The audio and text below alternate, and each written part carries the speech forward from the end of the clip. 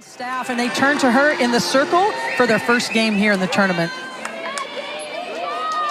Makes her 26th start, and we are ready to go. Buckle up for this one. We kind of had this circled possible matchup, and we're going to shift against Kern. She does have the 19 home runs, has power to all fields, but because of where she is in the box, really toes up to the front, the inside of the batter's box, closest to the plate. And so when she does hit the ball on the ground, she tends to roll that ball over to the right side. Duke playing their odds going into the shift.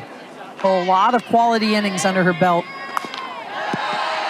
Drugmuller was very busy in their last series at North Carolina State to finish the regular season.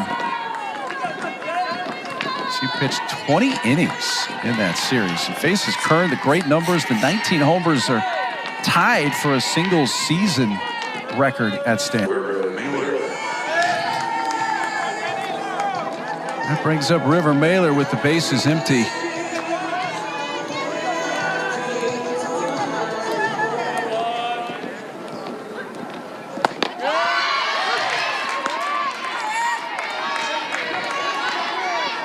River Mailer played her first two seasons freshman. LA leads off the Duke first inning.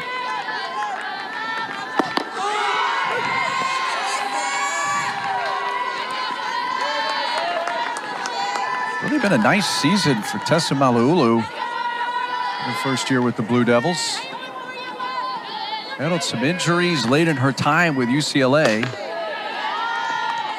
And she's found a really big 2-2 count on Malauulu. We mentioned the great offensive numbers this year. Let's not forget, yesterday she was named the 2025 ACC Defensive Player of the Year.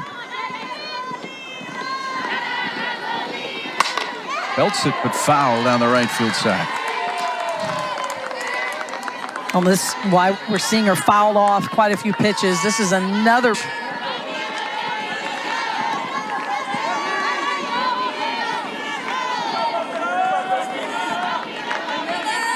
He finished the season, the regular season, very strong, Vega, who homered in each of the last 3 games of the regular season in North Carolina State. That's a looper. And Taryn Kern to her left. I've got the golden ticket from the commissioner, Kim Ang, on hand to make that presentation. Right off the end of the bat, softly to barrel it up, pull the ball to left field, and that leadoff walk comes around to score. Something we've said a lot regarding Stanford and their pitching staff. Yeah, that began the inning. What was a 9-pitch walk to Malauulu. Able to score from second. Rodriguez, RBI single, taking second on the throw. And now KK Mathis, who is the... Kyrie Rodriguez gets Duke on the board. They're fired up. The right fielder, Kira Chan.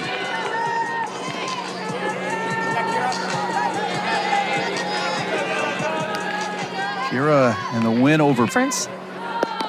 And you see the resume, and Stanford eligible to host but will not because of the renovations going on at their stadium. They played their entire home schedule at the Stanford football stadium this year. That is occupied during the tournament, so they are unable to host.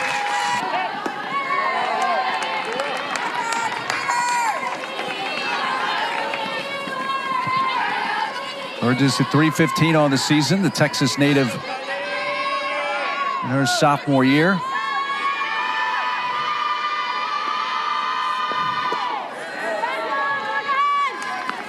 Three balls, no strikes. Burgess.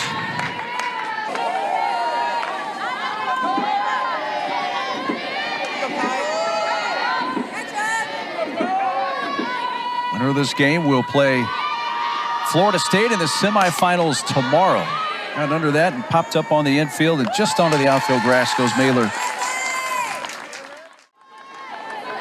Really has all her pitches firing today. You mentioned that regular season finale against Boston College. Really struggled with his lone run last inning. Is up again.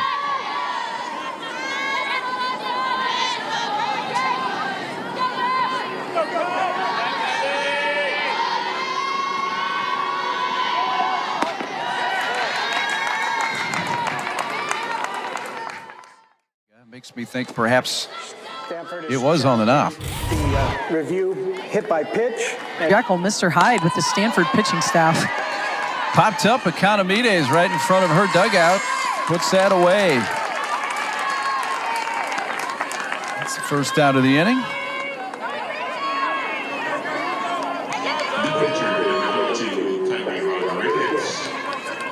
Here's Kyrie Rodriguez, who counted what has been the game's long. So they await the winner of this game in the first semifinal, which, as you saw a few moments ago, is now at 10 a.m. Eastern time.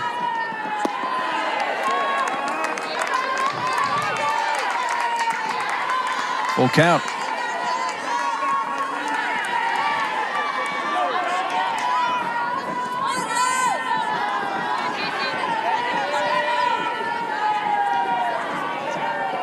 Break, and instead of hitters being able to find barrels, it's finding their bat, but not being able to square it up.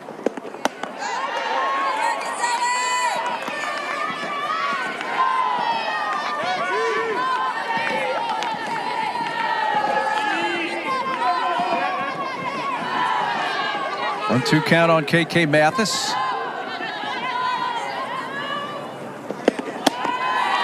Marissa Young was waving Vega around with 2 outs. She was going to take a chance anyway.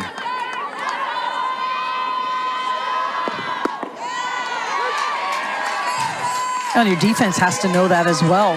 River Mailer is an experienced shortstop, and really the whole team communicating. I mean, you have to know with 2 outs and the speed of Vega on base, the leading hitters in the country in terms of number of hits, because she's a triple threat, can bunt, slap. And she's seen a total of 3 pitches in her 2 at-bats. She was retired on the first pitch in the first inning and grounds out here on the second pitch of the at-bat. And where a lot of the defenses are playing her now is the corners are really committing and taking away that trust her to go out and create outs. Marissa Young coming out. The outfield had to move a long way to try and make the catch. Grounded to third, out there to first. Did she stay on the bag? No. A chance for an inning-ending double play, but a high. Again, it's close. If the call had been out, I don't know if you could have overturned it the other way either. But the inning continues. And the Cardinal have freshman Joey Economides at the plate. And those are the types of plays that, again, to make those deep postseason runs, got a chance for 2. This team coming up here in the bottom of the 4th, leading 2-0. The bottom 3 coming up. Greg Mueller's going to force another one in on the hands. Out to shallow left, and Mueller wants that. Well, Vega's swing, almost a little bit of an inside-out swing every time she hits. She has a lot of power to the opposite field. There's a lot of pitchers have a little bit of a mental block going inside. And so the hitters have really owned that inner part of the plate, but not against Bristoiko. Goes inside there and hit the Evo shield. So a much less. A little bit. That's the first thing I would do, back off the plate. I think she put it exactly where she wanted to. Oh, that was a perfect location. Just a nice spot. 2 strikes after working outside. She paints that corner, just misses. Bouncy ball. Another one fielded by Kern. And this time she throws out Jennings. And they go down in order for the first time. Out, and a lot of credit goes to the Duke defense, of course, for making the plays, but most importantly to Drugmuller, who's just doing a nice job of mixing the high velocity movement pitches and then complementing that with the off speed. Stanford, by the way, has not been shut out this season. 2 outs, Allie Clements. It's a strike at the knees, 0-2.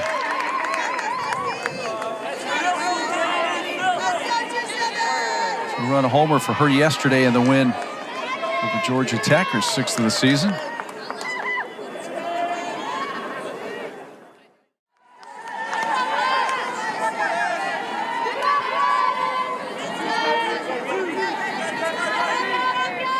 Two on with 1 out. Duke leading 2-0 here, bottom of the 5th in this quarterfinal matchup. The winner moves to the semifinals and faces Florida State tomorrow morning. In the dugout. Yeah, and if every hitter, I mean, sure, if we talked to Rodriguez, she'd talk about that. Man, I'm just seeing the ball well. I'm feeling good. And if every hitter could, stir that recipe up and use it every day, they would. It doesn't happen often, but she is on fire.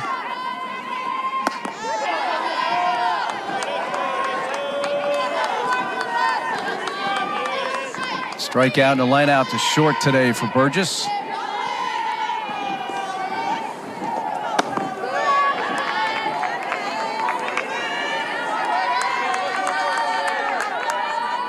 Five runs on 4 hits for the Blue.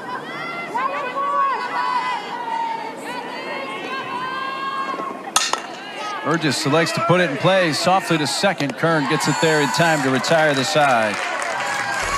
It's been the Kyrie Rodriguez show. She is feeling good. Gets her team on top. Base hit last time up in the 4th. Doug Wheeler's going to let Mala'ulu handle that.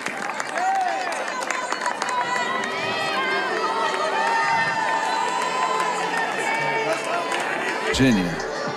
I say that not just for this ACC championship tournament, but for the rest of the teams around the nation who may see them in the not too distant future. I mean, what Joe Harden has done there, it's been a slow and steady rise, just a grind, and just been chipping away and chipping away. Now they're 25th, ranked 25th, and deserve to be ranked. Look at the second inning. That was off of Chung.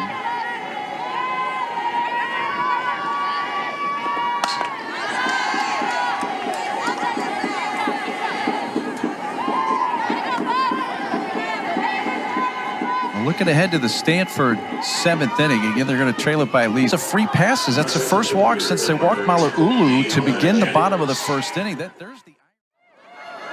ball is going to drop foul. 23rd, 12-2 in 6 innings. That's the center field. Jones waiting on it and makes the catch. A bluff of the tag. Terrell, and she'll stay at second, 2 outs.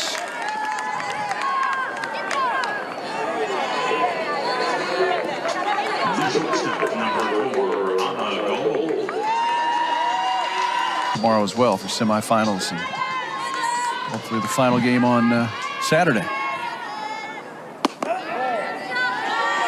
Andy Drugmueller's trying to finish off arguably one of the better games in her long storied career.